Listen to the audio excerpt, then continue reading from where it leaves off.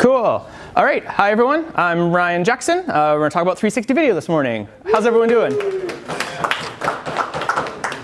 Cool. I just want to say thanks to IMERSA. This is my third IMERSA in a row. It's a wonderful community and association. Glad to see everyone here. And hopefully it grows more and more. I've been shooting 360 video for about 8 years now. I've spent over a decade as a photojournalist shooting news. And for me, I like shooting 360 video of real things, of live events. I like to capture reality, essentially. As a photojournalist, my job is to capture reality, and 360 is just the same thing, but much more challenging. And in 2014, I started getting really serious into capturing 360 video for the Dome. I remember the first time I was in a large projection dome and saw one of my videos. I remember standing right in the middle and thinking, oh my God, it's like I'm there. And thinking also about how with Moore's Law, as technology gets better and better, we're going to eventually have the holodeck from Star Trek. And actually on the right there, a few months ago, Sam and I were in Seattle, and we got to go into basically a billionaire's projection dome, and it was 10K resolution, and it was like you were there. I mean, can it be better? Of course, but I was like, it's 2018, and this is amazing. Imagine 5 years from now, 10 years from now, we're going to have the holodeck. We're based out of Edmonton. So 2 years ago, started Full Circle Visuals, production company focused on 360 video. We actually just recently moved into the Edmonton Oilers' old studio. They're slowly moving out, and we've moved in. And we've built a 10-foot by 10-foot cave, and we just built a 4-foot dome. Because as you guys know, if you want to see this stuff, it's hard to see it on a flat screen. You actually need a dome to see it. I thought an interesting way to talk about 360 is through the eyes of the eclipse. This summer, we were commissioned by the Montreal Planetarium to capture the eclipse, which happened across America. And what was awesome about the eclipse was that Sebastian, the director of the Montreal Planetarium, he didn't want, everyone's going to be zooming in and getting the eclipse. What he wanted us to do was to capture all the people watching the eclipse, which was just an awesome challenge. So these were the different teams. So I was in Salem. My business partner here, Sam, he was in Idaho. And then Sebastian and his crew were just south of that. And then there was another crew in the next state over. Did you guys participate in the big project, the national one? We didn't, but yeah, this was specifically, we were all specifically shooting for the planetarium. The Montreal Planetarium, so the next eclipse that'll be visible for North America will be just visible from just south of Montreal in 2024. Yeah, and Sebastian thinks very far ahead. So he's thinking, this is going to be a big event in Montreal, so let's capture it now in 2017. So we can make a show for 2024. So my wife and I and our little wiener dog, Mr. Wolfertons, all packed up and headed to Oregon. If you guys knew, everyone was going to call it, was it Eclipse-ageddon or something? There was like 1 million people were expected to head in there. So we were really freaked out that we weren't going to be able to get a spot. We drove nonstop and got to the location like just as the sun was setting, which was a little disappointing, but at the same time, we actually got to kind of see what it would look like during the eclipse. So found a good spot and actually just slept in our car that night and then woke up and set up. So we set up the camera right in the middle. And what was nice was there was actually a lower area, so we were able to set up the camera. And then my wife actually sat there while I was setting up, and people kept coming up to talk to us, of course. So her job was to deflect people, so I could focus on the camera. And it was an amazing event for anyone who saw the eclipse. I highly recommend it. It was just a really cool spectacle, and it was amazing to catch all of the people, especially this guy, catch all of the people and the excitement around it. So as I was in Salem, Sam was in Cascade, Idaho. Cascade, Idaho, when he had 2 different rigs. He had this custom setup I'll talk about and the Insta360. And so I think the Eclipse is good because I'm going to be talking about cameras, but because we shot the Eclipse with 3 different cameras, I can explain what the difference between these cameras is and actually have practical examples. So I'm going to talk just first off general considerations for cameras for the Dome. I'm hoping this talk can be a blend of really high technical stuff and also just some general information for those of you who aren't super familiar with 360 video for the Dome. It's very different than 360 for virtual reality. First off, consideration is resolution. Everyone talks about resolution, and things I've heard is that at 10K it starts to look real, and I would agree with that. 2 years ago, IMERSA was in Denver, and there was a tour to the Fisk Planetarium in Boulder, Colorado, and they had just upgraded to a 10K system, and it was amazing. It was like looking out a window. And I realized that as more and more planetariums are upgrading to 8K and 10K systems, the demand for higher quality is going to be there. Essentially, remember when everyone bought a big screen TV? And then all of your standard definition channels look like crap? That same thing is going to be happening with planetariums. But one thing about 360 video for the planetarium is that your resolution's cut in half. I remember the first time when I first built a rig, and it was 10K resolution, and I was chatting with Ed Lance, and I'm like, oh yeah, it shoots 10K 360 video, and he's like, oh well, that's only 5K for the dome. And I'm like, well, what are you talking about? Because I didn't fully understand that when you convert it, when you take an equirectangular image, which is 360 degrees wide by 180 high, in the 360 video VR world, we always talk in this equirectangular format. But when you convert that to Dome Master, because you're basically taking a sphere and putting it in a hemispherical dome, you're cutting off the bottom. So you're throwing away half the pixels. So basically when you convert the full to equirectangular to Dome Master, you're essentially cutting it in half. So if it's 10K in 360 video, it kind of comes to about 5K in the dome. And that's part of why resolution really, really matters. In fact, to get a 10K Dome Master, you would actually need 20K equirectangular, speaking in ballpark. And so it's enormous. What's Google jump at right now? I'm not sure. What is it at now? I don't know. It's over 12. Yeah. 15K, something crazy. Yeah. So coming back to cameras, just talk about considerations for camera. One big thing is sensor size. There's a lot of rigs. Everyone has seen GoPro rigs or these smaller kind of VR rigs. They're great for VR, and they certainly can work for the dome. Don't feel like if you want to create something for the dome and you have a GoPro rig, don't not do it. You certainly can. But part of the reason why GoPro footage falls apart when you blow it up really big is a combination of tiny lenses and tiny sensors. And essentially, a GoPro, it has the same size of a sensor as like a cell phone camera. Really, really small, 1, 2, I think a GoPro is 1/2, 3-inch sensor, versus a DSLR sensor is this big, or a full frame is that big. Or if you were shooting like IMAX film or medium format, it's that big. So you see, part of the reason why you just don't have the resolution, and also because your sensor is so small, it essentially can't capture as much light. Let's say this was 10 megapixels. Say this was a 12 megapixel sensor, and this is a 12 megapixel sensor. Well, they're both 12 megapixels. So a lot of people think, oh look, my iPhone is 10 megapixels. That must be the same as a 10 megapixel DSLR. But it isn't, and the reason is because of the size of the sensor. The larger the sensor, the larger the pixels, the more light they can gather. And the larger the sensor, the more light it can gather, and the less it has to boost the signal. Therefore, it has less noise. And the larger the sensor, the more sensitivity, which means you can shoot more things, like shooting stars, low light situations. GoPros are great if you have a lot of light. They're great in bright sunlight. But once you're in low light or indoors, it starts to get really grainy and fall apart. And noise. This is a Sony a6300 on the right, and that's a GoPro on the left. And you see, once you get down to really low, it's not just grainy. It's like you're completely losing detail. Another consideration for cameras and sensors that's important for the dome and all video is dynamic range. Dynamic range is same as when you hear about contrast ratio. Your dynamic range is your range between your darkest dark and your brightest bright, and how it handles that. So on the right, that's the eclipse with the Insta360. And you can see here in the shadows, just go to black. And your highlights blow out.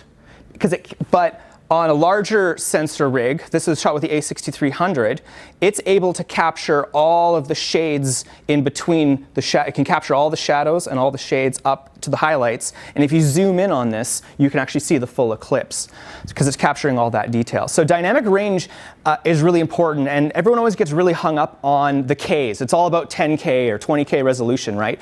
But it's really, what's the quality of those Ks is what you want to ask. So what's the quality of those pixels? Another thing is bit depth and bit rate. It's hard to see here, but essentially, if you're shooting like compressed video right to a memory card, it's compressing and throwing away a lot of the signal. If you have a raw signal or an uncompressed signal, you're capturing, like you can see here, like B feed is quite soft and quite sharp. This is the exact same lens, same camera and everything, but it's the difference when you have a higher bit depth and a higher bit rate, you're capturing more detail. And the thing is that, you know, if it's for web and on your iPhone, you probably can't tell the difference. But when you're blowing it up into a giant 70-foot dome, these little differences become big differences. And finally is lenses, because we can talk all we want about sensor quality, but before it hits the sensor, it's going through the lens. And the lens has, and just speaking like photographically, the lens often has a lot more to do with the image than the sensor. On the left here, this summer we got this crazy lens. It's actually a medium format fisheye lens. It's like this big around, and it's enormous. And Is it all glass? Or? All glass, yeah.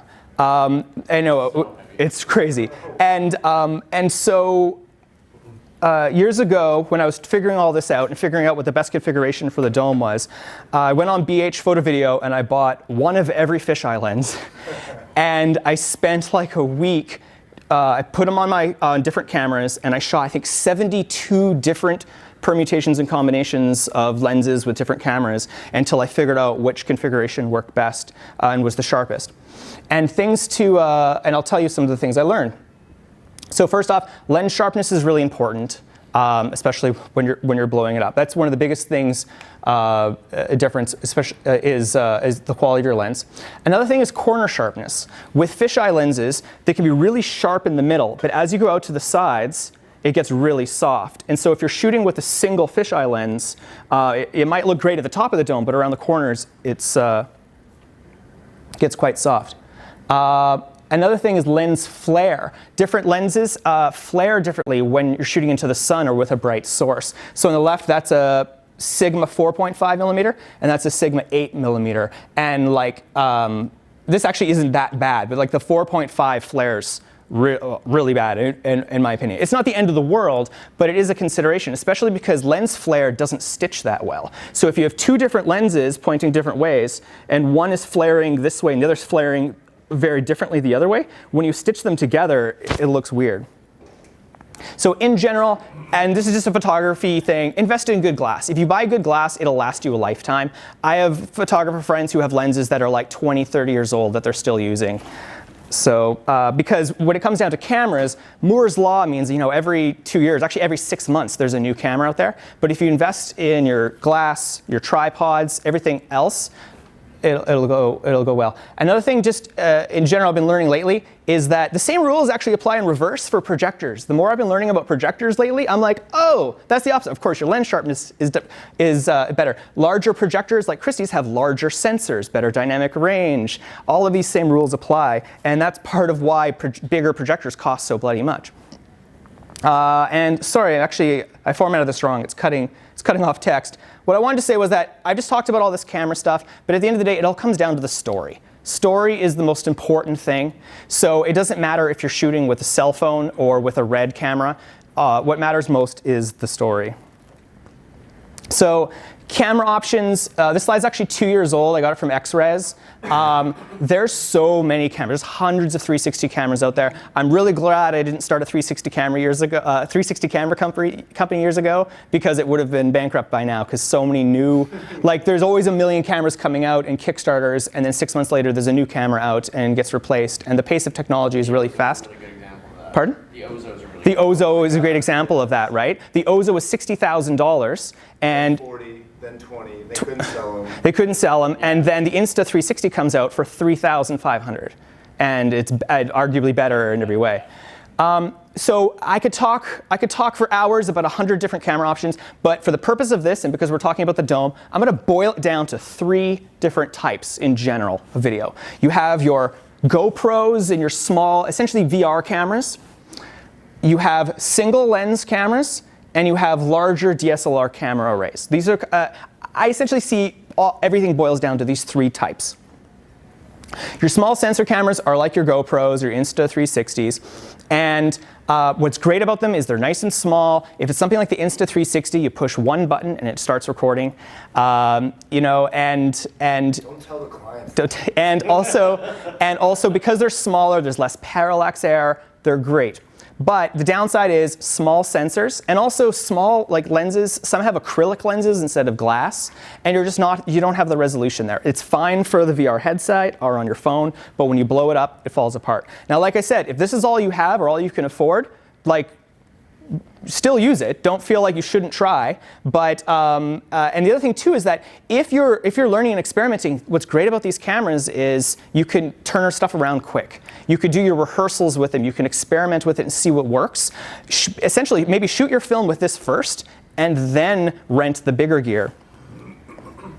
Your other systems are your single lens system. I don't know, is Vantrix here this year for the trade show? No. They were here last year. They're a company out of Montreal or Toronto, and they have a system that's a single 185-degree fisheye lens with an 8K sensor, and straight out of camera you can get a dome master image.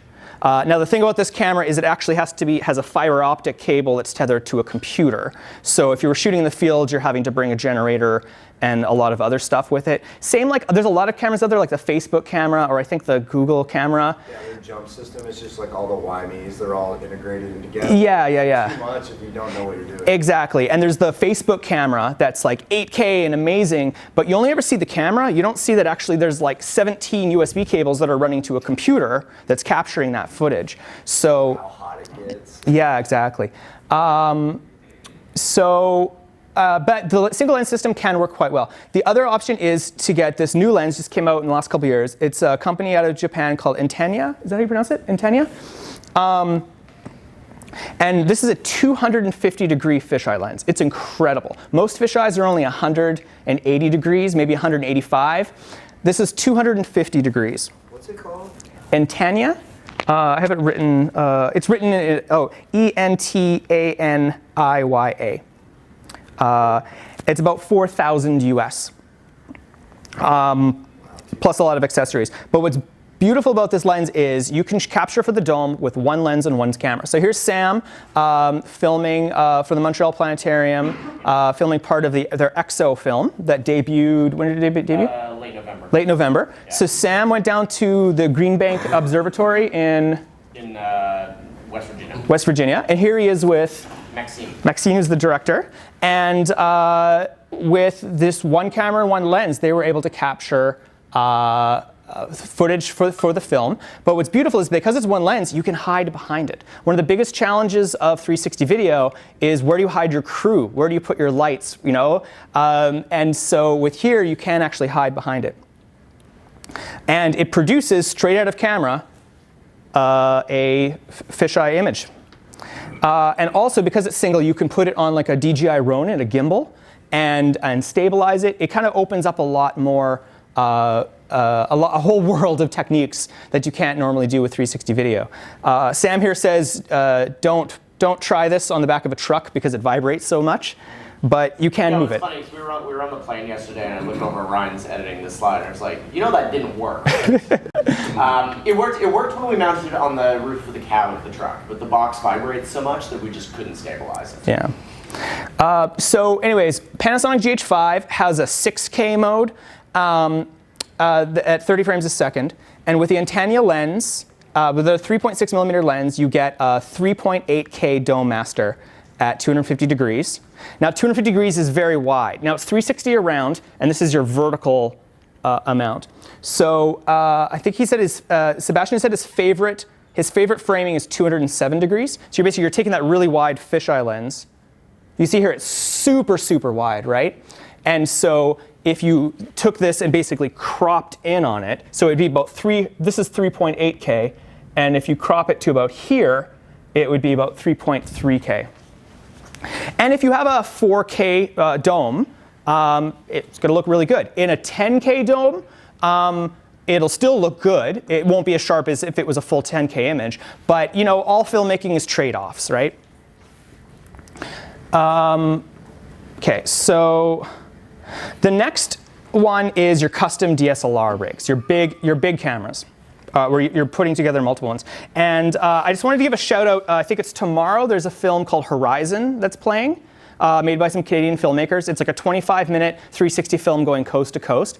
It was shot with everything from GoPro to RED cameras, but one of their configurations was actually 3 RED cameras with Canon 8mm lenses, and it was like in a cross. I'm hoping they'll show behind the scenes photos, but in a cross format, and it looks really good. There's a million DSLR configurations out there, and I'm sure everyone has their own favorite. Personally, my favorite, and kind of since 2014, what I've been shooting with mainly is 6 cameras mounted vertically with 8mm fisheye lenses. So 6 A6300s with Sigma 8mm lenses gives you a 8K by 4K image. And what's beautiful is because they're mounted vertically, if you tilt the cameras up about 12 degrees, you don't need a camera on top because all of them are basically overlapping at the zenith. And with this, you basically get a full you get 360 around by basically 360 all the way down. The nadir is maybe the size of your tripod, really small. So I like this configuration because you're essentially capturing footage that could be used for the dome or for 360 video and VR. So big fan of this configuration. And if you reconfigure this with 8 cameras, which I'll show you a picture of in a bit, you can actually get 10K by 5K video. And if you stitch it, you get about a 6K dome master. So personally, what I love about using real DSLR mirrorless cameras is you can think more like a photographer. You have full control of everything. Another option is, this is what Sam had, one of his rigs for the Eclipse, is 3 GH4s. So this is a much lower cost. I mean, with this gets ridiculous and expensive and very complicated. More scaled down is 3 GH4s with Sigma 4.5 millimeters. If you stitch this together, you get, see, if this was the full 360 and 180 up and down, you see it captures below the horizon. And when you stitch it into a dome master, it is like 3.9K. So just under 4K dome master at 30 frames per second. And it works. The beauty of anyone who's used the Panasonic GH4s or GH5s, they're super reliable cameras. You could just hit record and it'll record 4K video for 3 hours on one battery. Like, amazing. Now, with 8 A6300s with Sigma 8mm fisheyes, you get 10.7K at 30, which stitches into about a 6K by 6K dome master. And this looks really good. This is like, if you project this, it looks real, like you're there. Although I'm sure in 5 years I'll be like, that looks like garbage. But it's the best I've seen.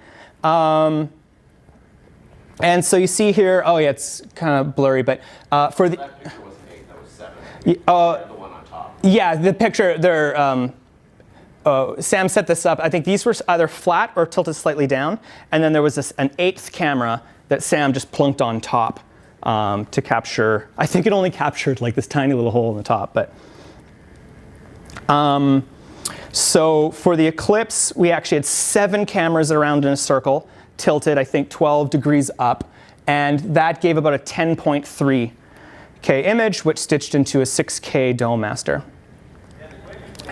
Finally, one thing I just want to mention for filmmaking tools is you don't necessarily need to have 6 or 8 or 10 DSLRs in a circle. You can, if you're scripting your story and you're making the story, then you're in control. So you might be able to script and frame things to get away with just one camera. Shoot in composites. Shoot, you could shoot 120 degrees, rotate it 120 degrees, rotate it 120 degrees. Here's Antenna sells this gimbal that you can pop their lens on a camera and just shoot 180 this way, rotate it 180 this way. So in a lot of situations, this works. If you're controlling the light, if you're shooting indoors and the light is consistent, this works fine. This doesn't work if there's a lot of moving clouds or moving people. This doesn't work as well. But in some cases, it's better if you can control the light. If you have to shoot in a studio and you want to hide all the lights, you light half the scene, shoot that, and then flip your entire thing, light the other half of the scene. yeah. That's a nice trick. So it's a good trick. Now this takes a lot. This takes a lot more planning because, of course, if someone bumps the tripod or knocks something over, so you got to be a lot more careful. But there's ways to get around it. Ryan, the shot on the right-hand side, it may be this photo, but it looks like the pivot point is to the front of the lens rather than optical center. Is that just a bad photo, or is that offset on purpose? I'm not sure. I mean, this is from their website, so and it also depends where what's it called, the zero parallax. The focal point at where it hits it crossed for the glass. Yeah, exactly. So there's a cross point like mid-lens or something. So every lens has a different zero parallax point essentially, and so maybe this isn't set up right. But you have to kind of figure out at what point is the middle of your image. Finally, I just want to say for 10K video, I was wondering, I've been seeing all these Mac shots. I'm like, where are you rendering on? So we're slowly building a render farm. Now that we have an office, we're slowly collecting old used surplus computers and stuff. It's all about horsepower. You need to stitch when we were stitching the Jasper stuff in 10.7K, it was like 10 seconds per frame of video it was taking. And your file sizes are huge. So at 10.7K, 5 minutes of footage was 2.5 terabytes. And it gets ridiculous. So yeah, you need to have a workflow, and you need to have temporary storage space, and a lot of horsepower. But also one thing is that when you're shooting this resolution, you really got to treat it like film. You got to really only roll the camera when you need to, only stitch the stuff that works, and just be smart about it, because actually last year I tried stitching in the cloud, because Google gives you like a $400 credit for their cloud computing software, and I burned through that in like 2 days. The cloud computer is getting cheaper and cheaper. So, pardon? Is the stitch good? Oh, well, it doesn't matter. I mean, if it's in the cloud, it's a computer in the cloud or a computer in your desk. It's still running the same software. So, any questions? Yeah, what are you using metal for your, when you're doing your pre-production before you stitch? I just see this is the first Windows screen I've seen. Oh, okay. Actually, what do you guys like to use? I like to use, for dome stuff in a really high resolution, I like to stitch with PT GUI. Cool. Actually, what I usually do is I'll use AutoPano Video first to do a quick stitch. I'll drag it in and just do a quick preview with that, and then based on that, see what the best footage is, and then I'll take it and I'll restitch it frame by frame with PT GUI. I just find that's the sharpest. AutoPano Video is good, but it's not as high quality stitch as PT GUI. And there might be a way to finesse AutoPano to be higher quality, but in general, I like PT GUI better. But it's a lot more arduous workflow. And there's a million tools out there. We could talk for another hour about stitching, of course, but I want to focus more on the camera side of things. That's the thing too, is you can't push and pull the image as much. Like GoPros and the Insta360, each camera's only capturing about 40 megabits. Versus with a DSLR, like the Sony system, each camera is 100 megabits. Or with the Panasonic GH5, it's like 200 megabits. So it's not throwing away as much information. Here's just some crops. I'll show you as best I can here. So let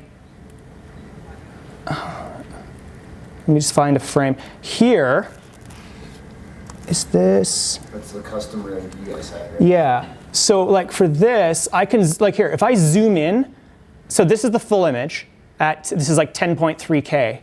And if I zoom in, so this is a really low, this is a bad projector actually, but I mean, you could probably see from there, you can see the sharpness, right? You can make out people's individual faces. You can make out details. let me spin around. You might even see me here. Like here, like you can count the fingers on people's, it's like, it looks like a still image, essentially. Every frame looks like a still, and there's so much detail there. With the Insta, if I zoom in, first off, you can just see even in the blue sky the amount of noise that's there and grain. And if I zoom in to people, I can like make out human beings, but you're not seeing the detail there at all compared. So it's like a night and day difference. And even here, it kind of just falls apart. So that's why I thought the eclipse would be a good example to show you guys, especially here in the sky. You can just see the grain. And like you can run through filtering software and filter out grain, but really you're just you're reducing detail then. So, and then it's also just like I said, for dynamic range, there's a big difference. Basically, during the eclipse, because the lens and the sensor can't resolve the detail, even during the eclipse, it basically just looked like a little sun. But on the bigger rig, when you zoomed in to the eclipse, let me find a frame here with the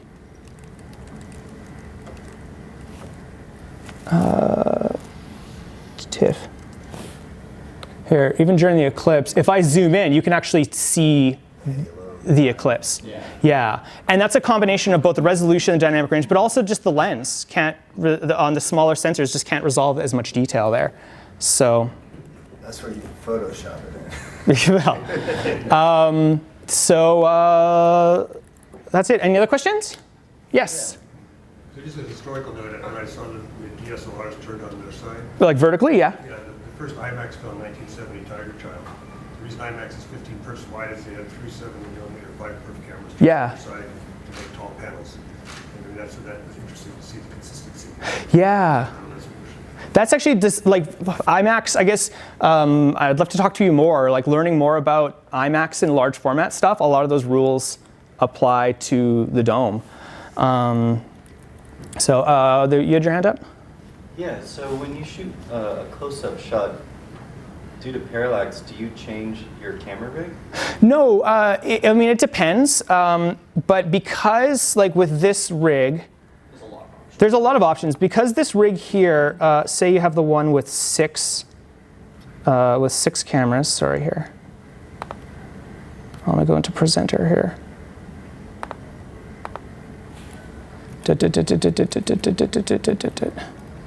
With this, because each lens, like with here, with 3 lenses, each lens is 120 degrees wide. So as long as your subject who's talking on camera or your main subject is like between those, they're not disappearing. And then with this rig, you've got, with a rig like this, what would it be? I guess, what's 360 divided by 6?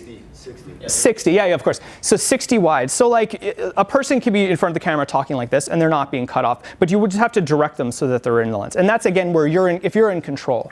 Now for the eclipse, because I wasn't in control, there's people all around, this just comes down to your 6 Ps, proper preparation prevents piss poor performance, right? You've got to think ahead and plan. So I knew that there was going to be people all around, so we got there early. And we set up, and my wife plunked down there. And then actually, as soon as people started coming to, more and more people started coming to see the eclipse, I basically started asking people. So here, we had this area set up. And then as people started coming, I would walk up and go, hey, would you mind setting up your blanket, like, right next to me? And I'd find someone else and go, hey, would you mind setting up right here? And basically, I just kind of made this, like, 10-foot bubble around me that probably people weren't going to walk in front of the camera, and then it was fine. Like with this rig, as long as people are 6 to 10 feet away, their parallax issue isn't an issue. So that's actually something that we've definitely found with the Instant as well. It's like you can get much more intimate with it. It's like one thing that we've sort of been saying is our DSLR rig is for dome. It's for cinema. It's cinematic. It's for really good performance. The Insta is a very good VR camera. It shoots in stereo. It has a lot less parallax error. You can treat it like a character more. It's actually about the size of a human head, so it's like easy to kind of manipulate. Yeah. Like something on set. So it's awesome for VR, and you can get very close to it because there's very little parallax Yeah, I error. find the distance on that's like 3.5 to 5. Yeah. Yeah. roughly, which is nice. And in, That 3 GH4 rig, it was about a 15-foot radius, Wow. just because the lenses are so wide. So that one I actually critically didn't set up where there were any people. I set it up on a rock on the beach, so that there was just like lake and mountains around it, and it was this really, really, really pretty shot, but there were barely any people in it. yeah, and that's the thing I find in general with VR, I want things to be close and intimate, especially with 3D. If it's 3D, if something isn't really close to you, what's the point of it being 3D? Because there's no depth. So for VR, I want stuff close. But if it's for dome, you want stuff to be 10 or 12 feet or more away, because if it's really close to the camera, it looks super like distorted on the screen. So in this case, it's great shooting for the dome. And then other things too, just in general, is here. I was supposed to capture reality of this thing, but of course, so many people are just walking up and taking pictures of the camera, or walking up and talk. Or I'd hit record, and as soon as I'm recording, someone just walks up and they just stand there and stare at it while I'm recording. And so I set up in this location for a bit, and then actually I picked up the camera and I went to a different location to get a different shot. And as soon as I plunked on the camera, people just started swarming. I've had people yell like, "Is that Google?" Everyone thinks it's Google Street View. Or the government. Or the government, yeah. Yeah, are you the government? And so, but there's, so yeah, you really have to, there's all these other things. You can put all your effort in the world into making the best camera and figuring out everything, but then there's all these variables you can't control that you have to manage as well. I got this funny story on the swarming. Yeah. The Samsung camera looks like an eyeball. Yeah. Yeah. It's so much attention, so I just put it on. I'll put it on like a larger tripod and just put it someplace, and people will swarm to it and then leave you alone if you have a camera that looks like less Yeah. Yeah. obvious. Yeah, I just have a DP sit over there and talk to them about cameras the whole time. Yeah, I think, 5 years from now, people won't, like right now this looks like weird, but 5 years from now, people will be so used to 360 cameras, they'll just blend in. Something I haven't tried yet, but if I ever need to do something and people, an idea I have is if I ever have to capture an event with a lot of people and I want to be incognito, I'm just going to wear a vest and a hard hat and have those bright yellow surveyor tripod and just look like a surveyor, and people will ignore you. So, cool. Any other questions in the back? Cool. Okay, I thought there'd be a lot more questions. I do a question. Sure. On your story, because you guys are set. I wrote one of the notes I took. You wrote, "Story is everything." Yes. And so, as you guys are doing your like story design, what are some of the elements that you look for as you're choosing your story, or as you're shooting your story that you think would be good, like just for all of us to know, like because we're all experimenting right, Yeah. with these and trying to push to see what sort of emotional reaction we get from the film later. Do you have any like things that you've said like, oh, I really like how I like time lapse, or I like this for most. Well, I mean, that's a broad, because it really comes down to like the best tool to tell the story. So sometimes it's time lapse, sometimes it's 360. If it's for the dome, sometimes it's specifically for dome. specifically for dome. Like, is there anything as we're shooting in 360 for dome we should be mindful of? Well, for number one thing is like be mindful of like why is it in 360? Like if you're shooting 360 but all the action's only happening in one direction, then why is it in 360? Would be the biggest thing. So like use the space would be the number one thing. Like choose locations where there's something interesting in every direction all around you. When you see the Horizon film across Canada, it is really well done for stuff happening all around you. Set up shots for 360. One of my favorite anecdotes is try to think less like a filmmaker and more like a theater director. Totally. Because you want to be able to use all the space around you. Right. And yeah, there's so much 360 video out there, like especially when Facebook and YouTube and whatnot start getting on 360. The bulk of 360 video out there is 360 for the sake of being 360, and it's all crap. Because people are just plunking cameras down in places where there's no reason to look behind you, and there's no reason to look around you, and there's nothing interesting happening other than in this one direction. Right. Agreed. Yeah. And as for this stuff, that's actually, and as for the other like filmmaking storytelling tools for the dome, that's also why I'm here, is to learn that stuff from the experts. You know, my head's only been in the dome for the last 4 years, but there's a lot of people here who've been doing it for 20 or 30 years. So go up and watch them. And also the best way to learn is A, by doing it, and B, by watching all these films. You know, don't just sit there. I mean, sit there and enjoy it, but also like with every shot, ask yourself, how did they get that shot? Why did they get that shot? That's a cool way to do it. You know, I always, whenever I see a cool technique, I like take a picture or write it down because it'll come in handy. So I think I'll just end here with showing what we're talking about, just the experience of being there. So I'm just going to fast forward a bit. This was here. So this was what it was like to be there. I wish I had louder speakers, but this was just before, and you can see all the people. So this is just before totality, So and jealous. everyone's just freaking out, and it was so much darker.